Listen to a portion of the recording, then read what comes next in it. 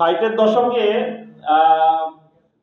বিসিক বিসিক সম্ভবত ষাটের দশকে না, বিসিক শুরু হয়েছিল। শুধু বিসিকটাই যদি আমরা ঠিকমতো নার্সিং করতে পারতাম, আজকে আমরা শিল্পে চায়নার সাথে প্রতিদ্বন্দ্বিতা বজায় রাখতে পারতাম হয়তোবা।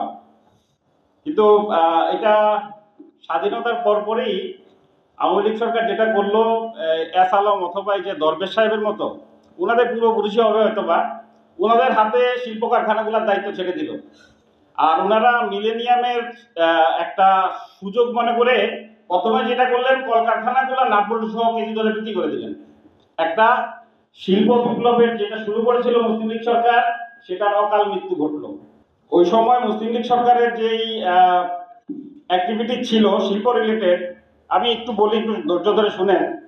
বাংলাদেশ কৃষি বিশ্ববিদ্যালয়, জয়দেবপুর ধান গবেষণা কেন্দ্র, Bangladesh machine tools factory, Gazipur ordnance factory ও অস্ত্র কারখানা, চট্টগ্রাম ইস্পাত কারখানা, আশুগঞ্জ কাপ্তাই বিদ্যুৎ, 10টির মতো চিনি কল, 16টি জুট মিল, প্রচুর টেক্সটাইল, রেশম, তাঁত উন্নয়ন, ঈশ্বরদীতে ইখু গবেষণা ইনস্টিটিউট, ঘোড়াশাল সার কারখানা, Pragati industries, eastern refinery, Bangladesh diesel plant, telephone কারখানা, চট্টগ্রাম বন্দর ও dockyard, Narayanganj dockyard, north Bengal paper mill, Khulna hardcore factory, Karnaphuli paper mill, eastern cables ইত্যাদি ইত্যাদি।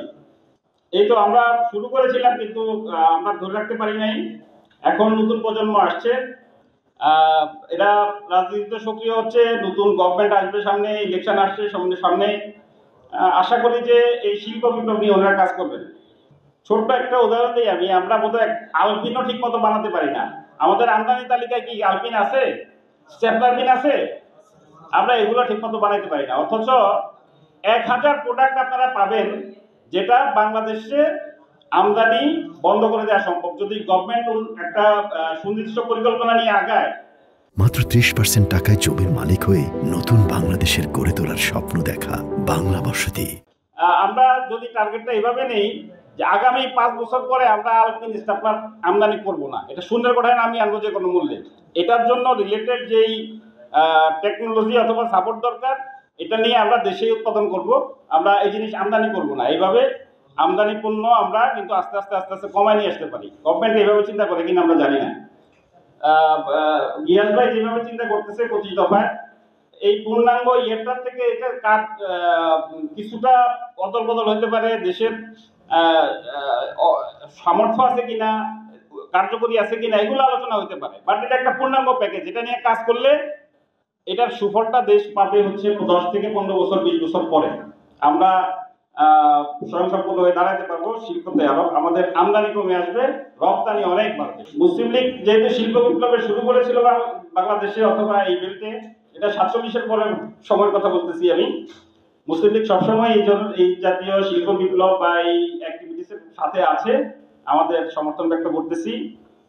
আর আমরা রাজনৈতিক ভাবে, আমার যে এনসিপির ছোট ভাই বললো, আমরা ব্যস্ত হচ্ছি এই জায়গায় যেখানে ব্যস্ত হওয়ার কথা ছিল। আমাদেরকে ব্যস্ত রাখা হয়েছে আমাদের মুক্তিযুদ্ধের শহীদের পরিমাণ 30 লক্ষ না 30 জন, এইটা ঠিক করার জন্য আমাদের ব্যস্ত রাখা হয়েছে। আমাদেরকে পিয়ার ভালো না পেয়ারা ভালো, এগুলা নিয়ে ব্যস্ত। আমরা শিল্প নিয়ে ব্যস্ত কাজ করবো কোন সময়? দেশ গড়ার কাজে হাত দিতে হবে। আমাদের এই গণ অভ্যুত্থান নতুন করে, আমার ধারণা, সর্বশেষ একটা সুযোগ দিচ্ছে আমাদেরকে। এই সুযোগটা আমাদেরকে হারানো চলবে না।